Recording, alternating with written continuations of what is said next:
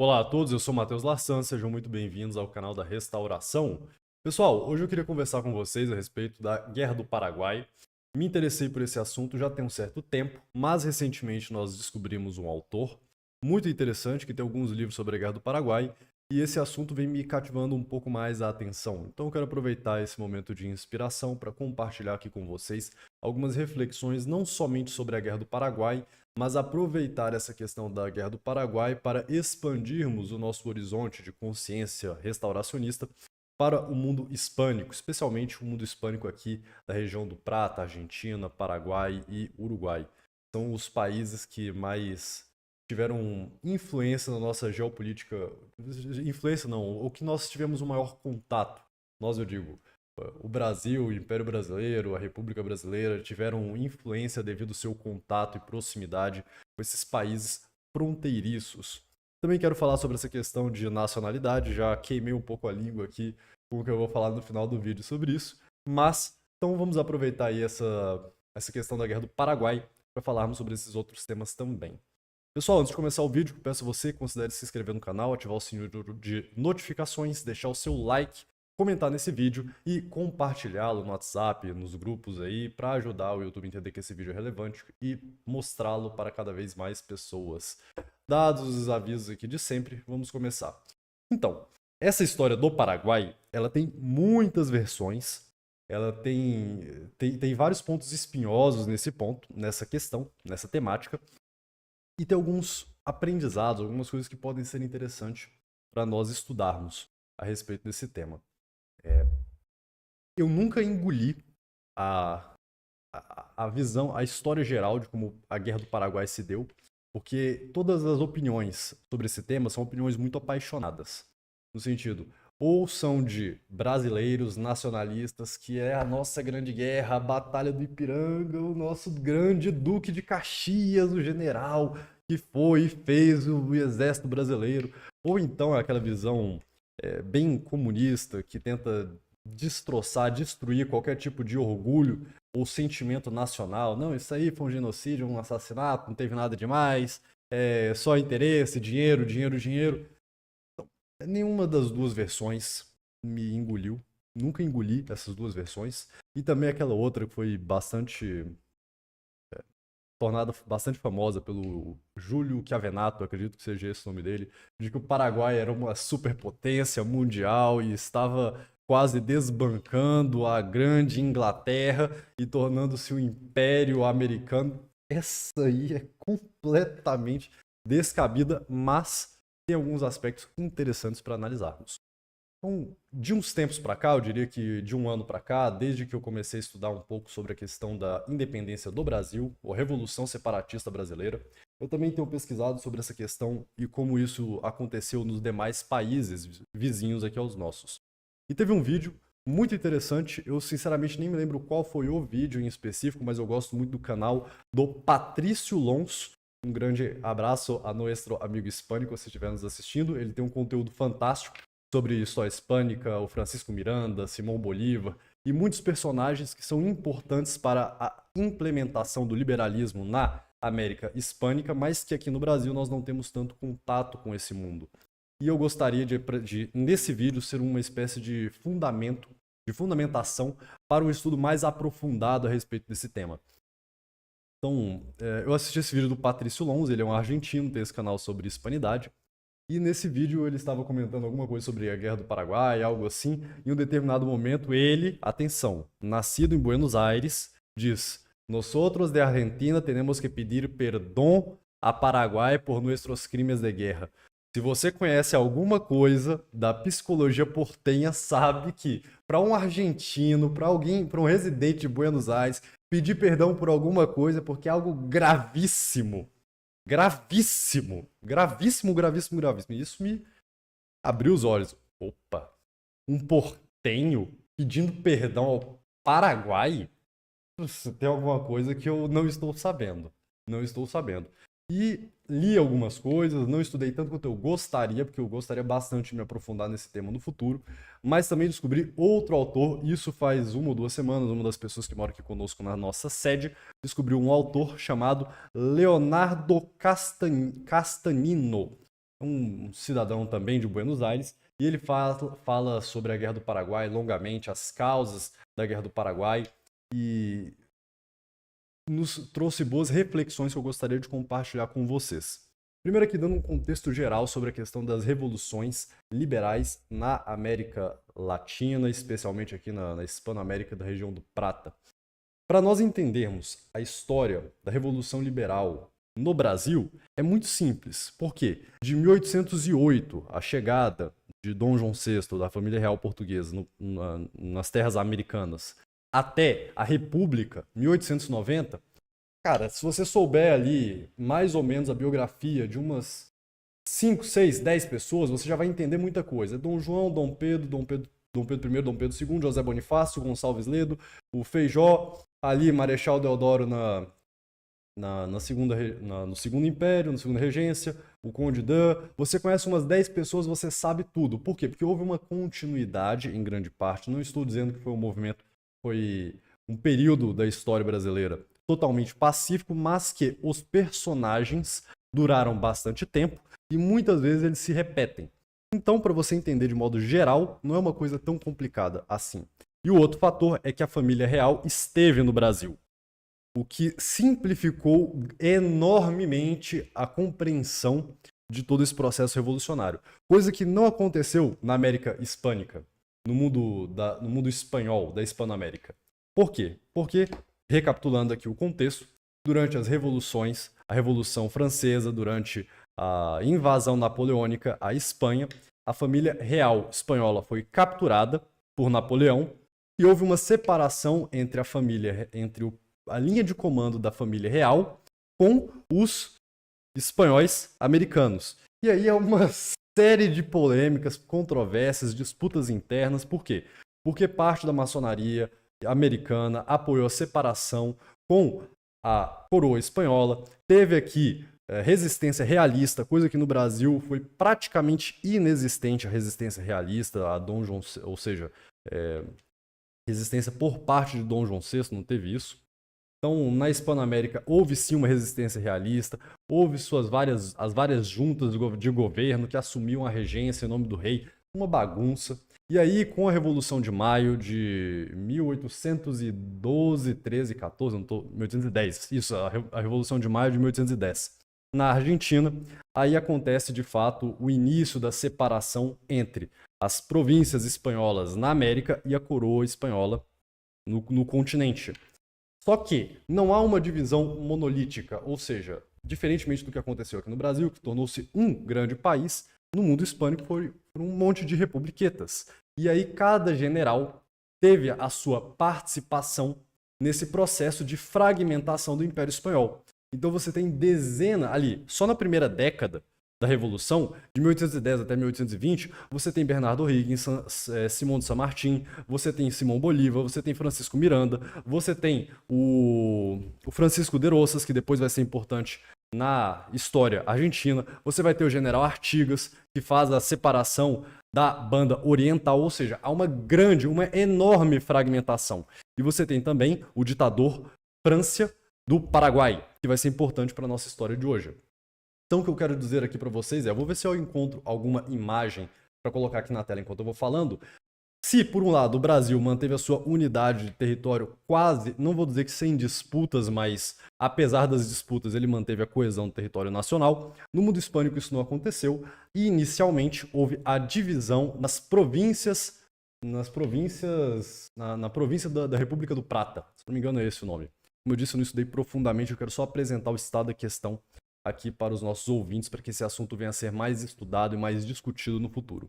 Então houve a criação das Repúblicas Unidas do Prata, e aí ali tinha o território da atual Argentina, do atual Uruguai, Paraguai e tudo mais. Só que cada um dos ditadores, cada um dos caudilhos tinha uma visão de futuro pós-revolução. Todos eles concordavam na separação com a coroa espanhola, na derrubada da monarquia, mas cada um tinha um plano de república.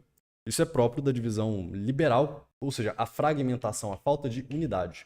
E aí tiveram várias guerras civis. Nessas guerras civis, ora os maçons apoiavam um lado, ora apoiavam o outro. Por exemplo, os argentinos, que sempre quiseram para si a banda oriental do Prato, o atual Uruguai, e entregaram Artigas na mão dos brasileiros. Ele teve que se exilar no Paraguai. Aí o ditador do Paraguai não participou do Congresso, do Congresso da União das Repúblicas, ou seja, uma bagunça, uma bagunça. Esse é um ponto importante de ser dito. É difícil entender porque são muitos personagens que impactam muito cada uma das regiões. E para ter um estudo sistematizado e completo, eu não sei nem se tem, para ser bem sincero. Tem muitos conteúdos bons na internet hoje sobre isso, mas um conteúdo global, não tenho conhecimento, não posso recomendar alguma coisa nesse sentido. Pois bem, agora voltando aqui para a parte da Guerra do Paraguai, que é o principal ponto que nos interessa hoje. O ponto é o seguinte: depois da Revolução de Maio, da Semana de Maio de 1810, o ditador Francia, ele vai controlar o Paraguai até a sua morte, que eu acredito que aconteça em 1840, ou seja, de 1810 a 1840. São quase 30 anos, são 30 anos ininterruptos no poder. E nesse período, o presidente ditador Francia, ele promove a ditadura Francia, ela promove um isolacionismo paraguaio. Era um isolacionismo absoluto, grande, forte. Era proibida a saída de pessoas do país, era proibida a entrada de pessoas no país sem autorização do governo, somente o governo podia fazer comércio estrangeiro, ou seja, um total e rigoroso controle sobre a vida dos cidadãos. Só que tem pontos, como eu diria, controversos na questão do França, pontos interessantes. O ditador Francia, ele proibiu a maçonaria no Paraguai. Ou seja, até o final da Guerra do Paraguai, esse é um ponto interessante nessa nossa narrativa, até o final da Guerra do Paraguai, não houve maçonaria no Paraguai. A primeira notícia formalizada de uma loja formal dentro do Paraguai é um mês depois do fim da Guerra Paraguaia, em Assunção, fundada em Assunção. Há alguma polêmica, algumas discussões sobre lojas pequenas que teriam existido antes do final da guerra, mas isso é tudo discutido. Por outro lado, o Francia, ele também teve um controle muito grande sobre a Igreja Católica, ele praticamente rompeu relações com a Santa Sé, confiscou os bens dos religiosos, é complicada essa parte, mas ele desenvolveu uma autonomia nacional muito grande. O Paraguai, como não tinha contato, por assim dizer, com o mundo externo, fazia tudo dentro do seu próprio país. Esse é um ponto que nos chama bastante atenção. Por quê? Porque ele era uma nação agrária que já tinha tradição de autossuficiência. Entendam que o Paraguai era um grande fazendão jesuítico no passado, e as fazendas jesuíticas elas eram basicamente a catequese dos índios, com cada um sendo dono da sua própria terra, tendo visto o bem geral, a administração da igreja, a catequese, etc, etc, etc. E durante a ditadura Francia, o Paraguai consegue grandes avanços tecnológicos, por exemplo.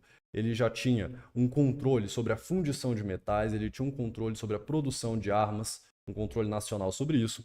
Ainda na primeira metade do século XIX, ele já tinha navios a vapor e navios veleiros transatlânticos. Ou seja, já tinha uma pequena armada construída com base numa indústria nacional. Só que o Paraguai era o único país da América do Sul, pelo menos da América do Sul, não posso dizer da América Central, mas que não tinha dívida externa, não tinha dívida nem interna nem externa. Por quê?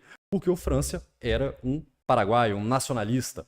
Não estou aqui canonizando, longe disso, a figura desse ditador, e eu não falo ditador necessariamente no sentido pejorativo, é mais porque era quem mandava de fato, sem oposição nenhuma, e é isso aí, a ditadura França, é assim que é conhecido nos livros de história.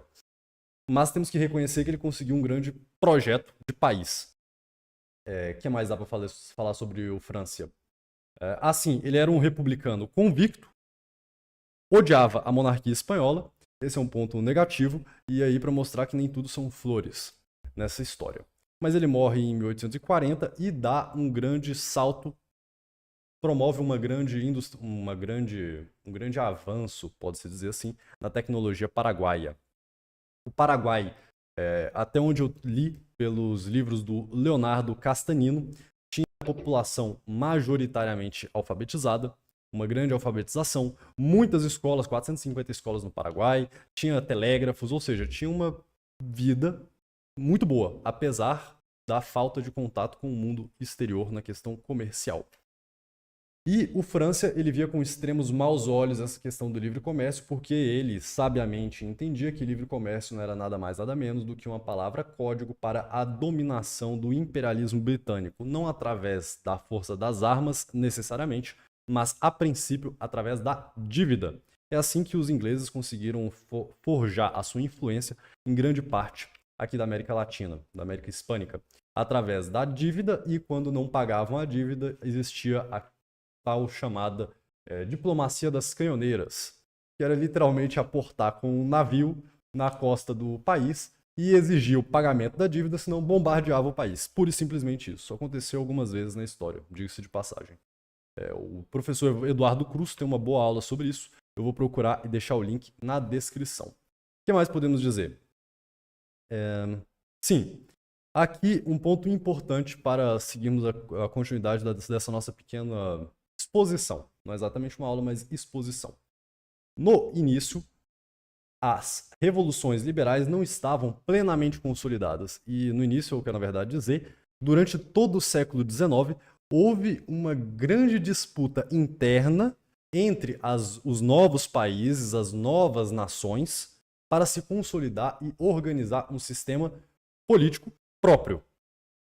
Ou seja, não havia pacificação.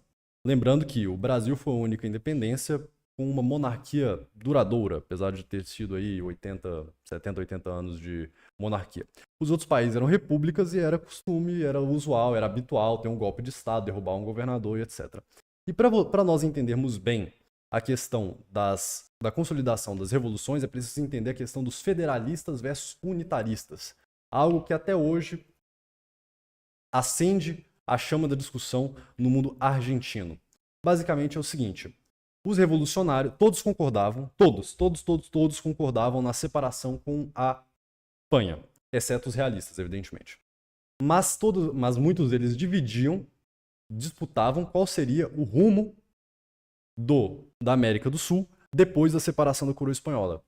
E aí houve um grupo dos federalistas e um grupo dos unitaristas. Basicamente, resumidamente, o que aconteceu é o seguinte: o pessoal portenho de Buenos Aires queria mandar em todo o resto, e os demais falaram: não, peraí, nós somos iguais, cada província tem o direito de mandar sobre si próprio, nós podemos aqui formar uma confederação entre iguais, mais ou menos aos moldes americanos, e não uma superpotência, uma nova capital, uma nova, como se pode se dizer, uma nova coroa sem coroa, ou seja, uma coroa republicana, por assim dizer, mandando em todo o resto do continente. Não é assim que queriam.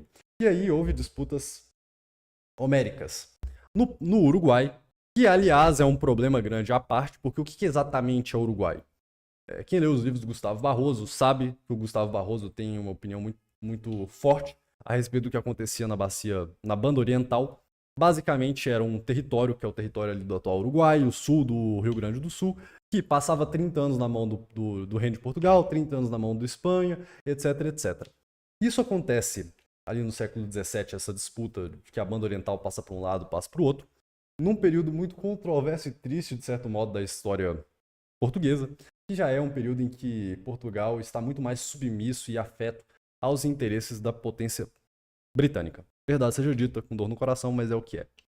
E aí, bem, a Inglaterra tinha uma indústria forte que tentava dominar os outros países através do livre comércio, e para isso precisava, em grande parte, contrabandear os seus produtos. As políticas comerciais do Império Espanhol eram muito restritivas, e, se você ligar o Lé com o Cré, quando a banda oriental estava na mão dos espanhóis, basicamente não era possível fazer o contrabando, porque onde é que a Inglaterra ia desaguar os seus produtos? Mas, quando existia o rio separando o Império Português, o Império aqui nesse caso bem específico, do Império Espanhol, aí o contrabando era muito fácil. Ou seja, o Uruguai sempre foi um local de contrabandistas. Essa é a mais pura verdade. Inclusive, isso perdura até os dias de hoje. Para quem não sabe, o Uruguai é o maior exportador de ouro da América do Sul nos dias de hoje, século XXI. Quantas minas de ouro o Uruguai tem? Nenhuma. O Uruguai exporta o ouro do Brasil contrabandeado, ou seja, é uma trajetória longa de contrabando. O Uruguai até hoje é um país, um paraíso fiscal, etc.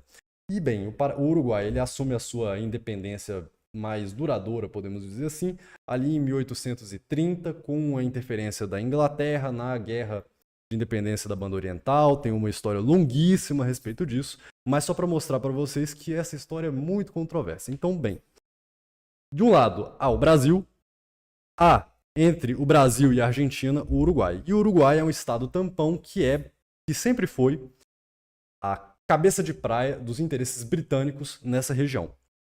Muito bem. E aí existiam os federalistas e os unitaristas em toda a América do Sul, a América Hispânica e principalmente no Uruguai. No Uruguai, os federalistas eram os blancos e os unitaristas eram os colorados. A maçonaria, em grande parte, na sua esmagadora maioria, apoiava os unitaristas, ou seja, um controle centralizado, principalmente em Buenos Aires, devido ao interesse portuário, comercial, etc. Então, quando os federalistas, os blancos, estavam no governo, eles permitiam, devido à sua proximidade e afinidade de ideias com a ditadura França e com a família Lopes, e daí vem o general Francisco Solano Lopes, que foi o presidente marechal do Portugal durante a Guerra do Paraguai.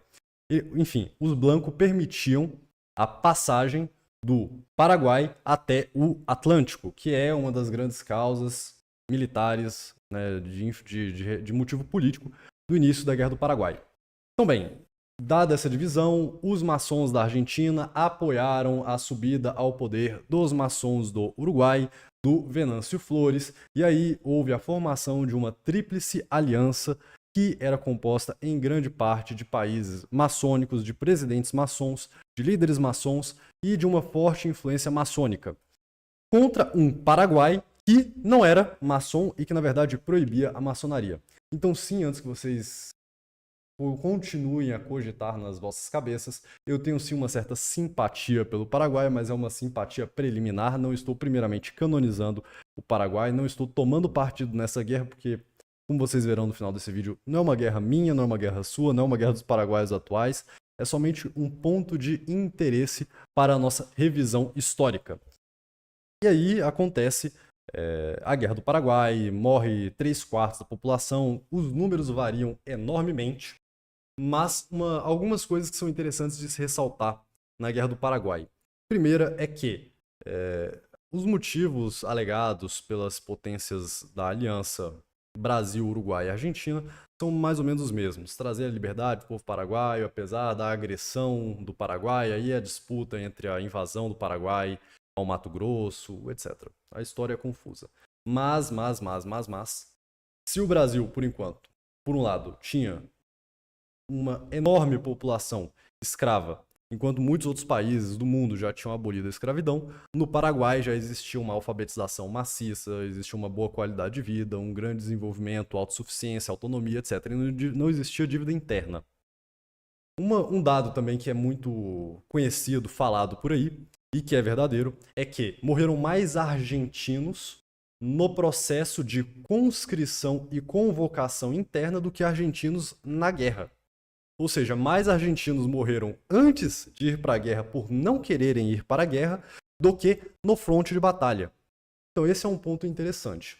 Preliminarmente, uma das opiniões que eu tenho a respeito dessa guerra é que a Guerra do Paraguai foi um motivo extremamente conveniente para todas as potências maçônicas desse eixo Brasil, Uruguai, Argentina, para consolidar o seu poder interno, eliminar a oposição e para que a Inglaterra indiretamente conseguisse também estabelecer os seus interesses comerciais. Porque, por um lado, também é um exemplo muito perigoso mostrar que um país por conta própria pode se dar muito bem. É um exemplo que as potências nunca deixam barato, até os dias de hoje. Vejo que acontece ou aconteceu na Líbia do Gaddafi e em outros países aí do Oriente Médio recentemente. Aliás, recomendo aqui para vocês o nosso vídeo A Crise Política Americana Tem Solução, que é um dos vídeos que eu mais gostei de fazer nesse canal, honestamente falando. É um vídeo que eu gosto bastante. Eu acho que é um tema que a gente tem que voltar no futuro. Se você quer ver mais vídeos aí sobre o americanismo e anti-americanismo, comenta aqui embaixo, me deixa saber. Então, bem, esse é um primeiro ponto, não é uma guerra dos 3 países. O Brasil, por exemplo, grande parte do exército brasileiro, o Leonardo Castanino, ele diz que para cada soldado branco para cada soldado paraguaio existiam 40 soldados negros do Brasil. E esses soldados eram escravos ou eram em grande parte escravos que tinham sido prometidos a liberdade e a alforria caso lutassem na guerra. O que é uma constante na história do Brasil, arregimentar em grande parte negros escravos e prometer liberdade e bens materiais em prol de uma injustiça e um massacre. Vídeo que aconteceu em Canudos, e isso é história para outro dia, apesar que vale a pena voltar nesse tópico. Mas bem, os escravos brasileiros não foram alforriados em grande parte, ou seja, foram enganados, e o Brasil precisava mentir para uma parte da sua população para libertá-la, para poder arregimentá-la e levá-la para a guerra. Esse é um fato a considerar.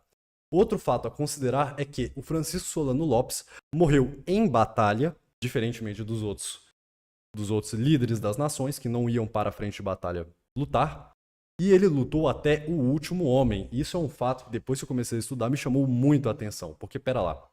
Então quer dizer que a população masculina do Paraguai foi dizimada. Até hoje o Paraguai sofre com um déficit de homens na população devido à Guerra do Paraguai. A população masculina foi dizimada. O Francisco Solano Lopes já estava lutando com um exército em frangalhos, que mal tinha, no final da guerra, capacidade de continuar a luta, a batalha. Tanto é que o Duque de Caxias se recusou a prosseguir a guerra, porque ele disse, eu vim aqui para, mais ou menos o seguinte, eu vim aqui para fazer uma guerra entre homens e não um massacre de crianças. Para vocês verem assim.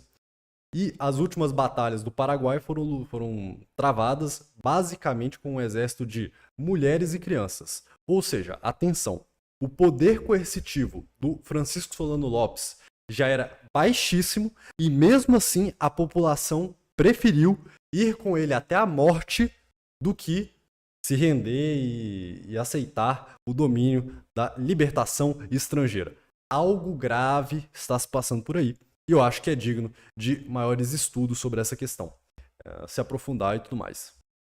Então, bem, o Paraguai teve um destino trágico, que depois teve um grande declínio econômico que atrasou a economia paraguaia durante várias e várias décadas. Foi algo bem ruim para todos os envolvidos, para falar a verdade. Até o Brasil saiu, por um lado, perdendo nessa questão, porque enfraqueceu a monarquia devido à grande inflação gerada no Brasil, e também devido aos empréstimos necessários para financiamento dessa coisa toda. Mas aqui recapitulando o que eu falei um pouco antes, me parece que essa Guerra do Paraguai foi, em grande parte, um motivo muito bom para a resolução de muitos conflitos internos, já que nem o Uruguai e nem a Argentina estavam plenamente consolidados quando ocorreu essa guerra, consolidados internamente. E o Brasil acabou apoiando, talvez por influência maçônica, a se averiguar melhor essa questão. E o grande vencedor disso certamente são as pessoas que financiaram essa guerra, que endividaram os países e não os países participantes, um genocídio interno. Agora, por que nós estamos falando sobre esse tema e o que nós achamos que é importante entendermos? Em primeiro lugar, suponhamos que o Paraguai esteja certo nessa guerra, ou estivesse certo nessa guerra.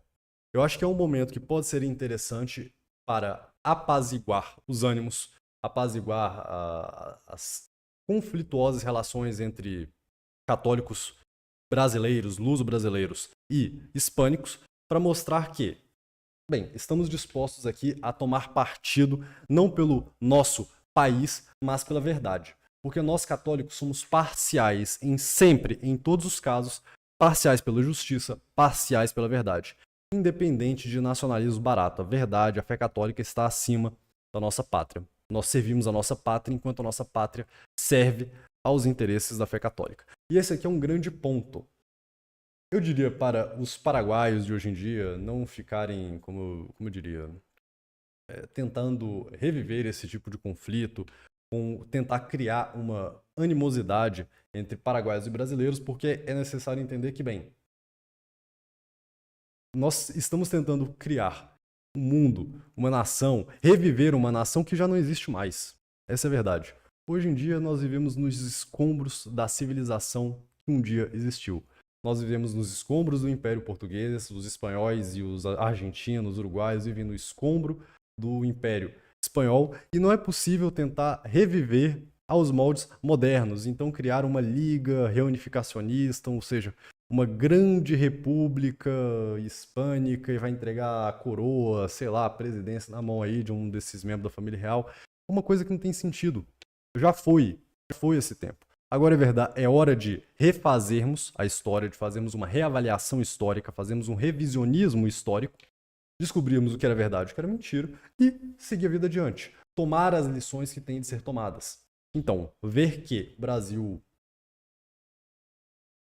atrapalhou ou promoveu o interesse estrangeiro nas terras americanas, não apoiou o desenvolvimento nacional puramente americano, pode-se dizer isso, que é um ponto a se levar em consideração. A questão da maçonaria é bom entendermos. E bem, acho que essas são as considerações. Outro também muito importante é que um país autônomo que faz um isolacionismo pode dar conta de, veja só, o Paraguai sem dívida externa, sem apoio estrangeiro, peitou durante 5 anos 3 países e mais os financiadores deles. Deu trabalho para ser vencido, Ou seja, são lições aí políticas a serem aprendidas para o futuro. Lembrando que são considerações gerais a respeito desse tema, há muito estudo que se fazer, muita coisa que precisa ser apresentada, estudada, lida. E, bem, estamos só começando o trabalho. Mas se você quiser nos ajudar, eu vou deixar uma lista aqui de livros para vocês lerem, de canais para acompanharem, de autores para conhecerem, para que vocês continuem o trabalho. O trabalho da ação restauracionista não se fecha no nosso núcleo interno, mas todos vocês que concordam com a nossa posição, que seguem os nossos princípios, são restauracionistas. Então essa luta também é de vocês. Quero apresentar aqui para vocês o livro do Julio González, La Involución Hispano-Americana, de Províncias de Espanhas a Territórios Tributários. É um livro muitíssimo interessante, porque ele vai mostrar basicamente que a situação desses países americanos piorou drasticamente depois das separações das revoluções liberais. Então esse é um livro, está no nosso archive, confira lá que tem coisa boa. Outro livro também, San Martín y la Tercera Invasión Inglesa, de Juan Bautista Serrano. Um livro muito bom que vai falar sobre o papel da Inglaterra através da maçonaria e como a maçonaria fez as revoluções hispânicas. Assunto muito interessante. Recomendo aqui alguns autores e canais também. O Patrício Lons, já citado, e o Pablo Vitória. Vou deixar um vídeo dos dois conversando aqui. O Pablo Vitória, se não me engano, ele tem uma biografia sobre o Francisco Miranda, que é um agente revolucionário mais importante ali na Venezuela. Não li o livro dele, mas assisti os conteúdos. Recomendo o conteúdo. Acho que tem que ser analisado. E principalmente o Hijos Bônicos, o maior canal, o maior repositório hispanistas do YouTube. Tem, sei lá, milhares de conteúdos, os caras estão há anos aí publicando 1, 2 vídeos por dia, muito vídeo de muita boa qualidade, documentários fenomenais sobre os mais diversos tópicos. Então, muitas das coisas que eu sei sobre o mundo hispânico eu aprendi lá no canal do Hijos Bônicos. É um dos canais recomendados, todos os vídeos do Padre Vergara. Eu recomendo que vocês acompanhem também.